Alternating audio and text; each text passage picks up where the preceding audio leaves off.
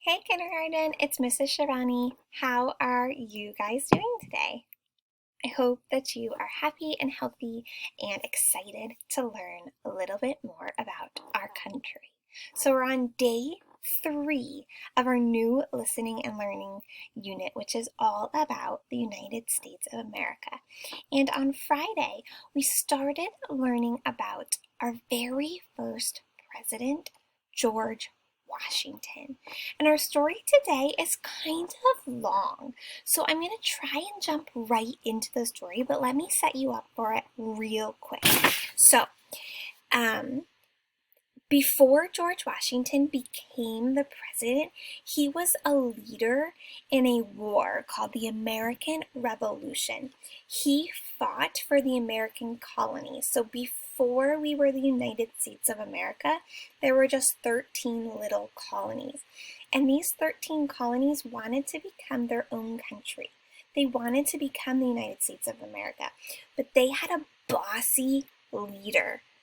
And the name of the leader of Great Britain was King George. So they have the same name, George Washington and King George, so it can be a little bit confusing.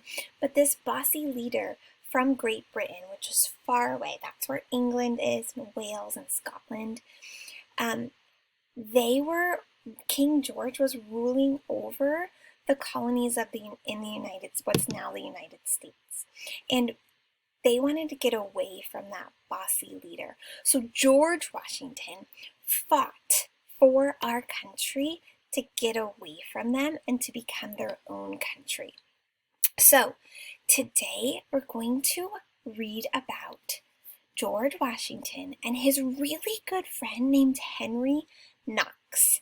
And they do something to trick the Great Britain army so that they can be free and they can win the war, the American Revolution it's called. So listen out for how George Washington is clever. And here's your journal prompt for the day. By the end of today's story, you'll have a little bit of a choice. So for an extra challenge, if you want to list 3 facts from the story that I read today, you can do that. Or we might think about what 3 character strengths George Washington shows us during this story. So we'll have 2 different options, and we'll go through them at the end. But listen out for 3 character strengths or 3 facts. You can choose today. Okay, here we go. So snuggle up because this is a little bit of a longer story, and you might want to pause it halfway through and go and take a little break because it's a little longer and there's a lot of facts in this story, which is cool because I know some of you are real historians and you love to learn about the past. So I think you're going to like it, but it is a little long. So get nice and cozy and ready to listen. Here we go. Henry Knox was a clever man. This is Henry. Clever means smart. Before the American Revolution began, he and his wife had owned a bookshop in the city of Boston, Massachusetts. Henry Knox had loved the quiet, peaceful life of a bookseller, but that was all in the past. Henry Knox, bookseller, had become Colonel Henry Knox of the American Continental Army. He worked directly with George Washington, another clever man who commanded that army, and the 2 men had become great friends. So this is Henry Knox, and that's George Washington. And a colonel and a governor are titles given to leaders of an army. The colonel, Henry Knox, answers to the general, and the general is more like the leader. Okay, let's keep reading. This looks like a picture that was drawn to represent the time that we're reading about. At the Continental Camp, just outside the city of Boston, Henry Knox had a puzzled look on his face. Looking at General Washington, he asked, "But sir, how can we keep the larger British army from marching out from Boston and destroying our soldiers here? We don't have enough bullets or gunpowder for all of our soldiers. If the British only knew. George Washington answered him, Yes, Colonel, if they only knew. But they do not know. The British think we have more men than we really have. They do not know that many of those whom we do have lack anything to shoot at them with, as you mentioned. So we must make sure that they do not find out. Let them think we are stronger than we are, so that they will wish to stay comfortably in Boston through this long, cold winter, at least until we are ready for them. But in order for us to get ready, we need more gunpowder and more bullets. So even though the Continental soldiers had guns, they didn't have any gunpowder or bullets left. So they couldn't really do anything to defend themselves. And they were in an army, so it was okay for them to have these items. It was safe. They knew how to use them. They were trained to use them. Oh, let's see what this tool is. Colonel Knox thought for a few moments, and then he smiled. Here comes his plan. General, he asked, would 50 cannons and the cannonball and gunpowder to use with them help? Washington looked startled. Where could we get? He stopped. A light of understanding shone in his eyes. Fort Ticonderoga. I have to say that slow or I don't say it correctly. Fort Ticonderoga. He exclaimed, Brilliant, Colonel. Now that we have captured this fort from the British, we have captured their cannons too. You are to gather a team of carefully chosen men, and in the morning you will leave to bring those cannons here. Go, travel as quickly as you can. So the Americans, had captured one of the British forts. And a fort is just like a small protected town that's set up during an army or during a war. And the Americans had captured this British fort, so they had all of their supplies there too. They just had to go get them. That was a good idea. Meanwhile, my job here, says George Washington, will be to convince the British General Howe, that we are too strong for him to attack.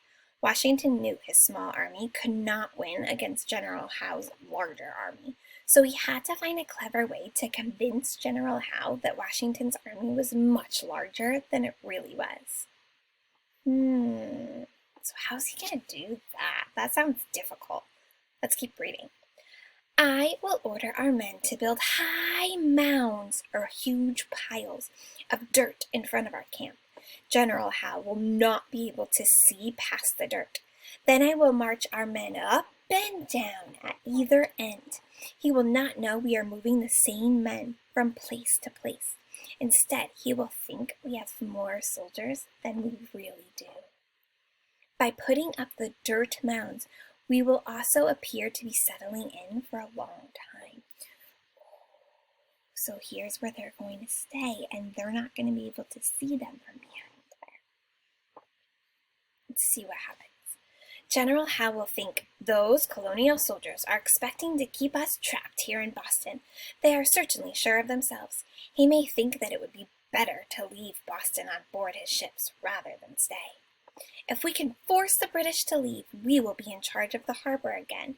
Then, unlike the British, we can bring in supplies from other cities on the coast. We will move the supplies to our armies all across the countryside because our friends will be there to help us. Washington went over the idea in his mind. It must work. It must work, he thought. So they're going to be at a harbor, which is a protected body of water where ships can dock. They can come on in and unload some of their supplies. And the ships can sail along the coast, which is where the land meets the ocean. You'll get to see a map of that in a minute. And the supplies that they're talking about are things that the army might need, like food, water, guns. That's what they're going to try and get. A few more pictures. Oh, here's this one again. It did work. Colonel Knox and his men marched off through the cold New England winter and returned in less than 2 months with cannons and supplies. They had loaded these things onto carts and used huge, heavy animals called oxen to pull the carts back to Washington's camp outside of Boston. Whew, so they had to travel so far. That's the points that they had to travel to. And this is our state of New York. We live right around here in central New York. Let's keep reading. I hope that they win. When they arrived, the waiting American soldiers set up a mighty cheer. Hearing the noise, Washington came out of his tent. Seeing Henry Knox riding his horse at the head of the line of men, oxen, and supplies, Washington stepped forward to greet him. He's excited. "Welcome back, Colonel. I am so glad to see you and our cannons." Knox climbed down from his horse, turned, and saluted. "Thank you, sir. It is quite good to see you too, and to know that I will not have to spend another night on the march." That means on the go, like going back and forth. "And I have additional good news. We also brought enough gunpowder and bullets so that our soldiers here will finally have something to fire out of their gun barrels." Over in Boston, the British guards heard the shouts of joy too. They were probably getting nervous, and they ran to tell General Howe. "Something is going on, General, but we cannot see what it is because of those dirt mounds that the colonists built." So their plan's working so far. Remember, we wanted to know how he was being clever. So far, I think I know. Later that same day, however, General Howe looked up to see 59 cannons aimed his way from on top of the dirt mounds. Now, he thought, there is no way to safely attack Washington and his men. Of course, he did not know that he might have done that successfully any time in 2 months if it had taken Henry Knox to bring the cannons. Soon afterward, the British left Boston. The plan of Washington and Knox had worked. Afterward, several things changed in important ways. First, the city of Boston was brought back into American hands. That means that Great Britain was no longer in charge of that city. Americans were. This was great news for the people there, and it also made Americans throughout those 13 colonies we talked about in the beginning think, if we are strong enough to force Great Britain soldiers out of Boston, then maybe we can win our freedom after all. Though some American colonists remained loyal to Great Britain and chose to leave with General Howe, many Americans who had been afraid before came forward to help. They had begun to hope that they really could defeat the British. Okay, here's that map I was showing you. The second change was that George Washington had learned something important. The British Army almost always wins when they fight on an open battlefield, like a large space of land. From now on, we will attack and quickly move away to attack in another place, or we will trap them up the coast. So here's the coast where there's water right here. That's the coast. If we keep them cooped up in coastal areas, they cannot come onto land to attack us. And if they cannot attack us, they cannot beat us. If they cannot beat us, they will grow tired of this war and leave us in peace. Last photo. There was a third change, too. Washington called in Colonel Knox and told him, "Congratulations, Henry, I am making you a general. And I am putting you in charge of all our cannons, not just the ones you brought from that fort." George Washington and Henry Knox, the wealthy farmer from Virginia and the bookseller from Boston, became lifelong friends. General Knox helped General Washington win the American Revolution, so they eventually did win. A few years later, when Washington became president, he asked Henry Knox to become America's first Secretary of War, which is a person who keeps the president's soldiers and sailors ready in case they have to go to another war. However, having fought one war already, the two friends worked together and they made a wonderful place of peace instead. All right, my lovely historians, let's try and make better sense of that story, because it can be a big story for a kindergartner to understand. So, George Washington was the leader of the Continental Army, and General Howe was the leader of the Great Britain Army, or the British Army, you could call them.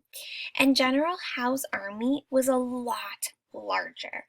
So Henry Knox had the clever idea to go back to Fort Ticonderoga. Remember, I have to say that one slow. And bring back those cannons. And that ended up being a successful mission for them. And then whose army won the battle? Yeah, George Washington's army. So it worked, which was really exciting. Even though his army was smaller, they were clever and they beat the big British army. And George Washington also was clever because he had his soldiers build those giant mounds of or piles of dirt so that the other General Howe, the leader of the British army, could not see them very well. And then he had his soldiers march back and forth to look like they were a larger army than they really were. Pretty clever. I don't know if I would have been able to come up with that by myself. All right, so today you have a choice for your journal response. You can choose to list 3 facts from today's story. I know that so many of you love factual stories like this one, so you might really enjoy just thinking back or rewinding back and listing 3 things you learned. Or you might want to think of this more in terms of George Washington and what his character strengths were in this story, what kinds of character strengths he has. And we can think of the Positivity Project for this. So I listed 3 things that I think he has. I think that in this story, George Washington showed a lot of bravery. For sure. He was a really good leader and he wasn't scared. I also know from our previous story that George Washington was honest. So I wrote that he showed a lot of honesty. And in order to come up with such a good plan like that, he had to have been intelligent. So I wrote down here that he showed intelligence. Those were the 3 character strengths I thought that George Washington displayed in this story. But what do you think? So again, you can choose in your journal response to list 3 facts that you learned from this story, or you could choose to list 3 character strengths. And maybe you have different ones than I do, because this is just my opinion, and you can have a different opinion than me. That's totally fine. All right, my lovely kindergartners, thank you for listening to that story with me. On Friday, we will be back with some more facts about George Washington, which will be so exciting. I cannot wait to read that story to you. It's fun to learn about our country. All right, guys, have a lovely day. I will see you Friday. Bye.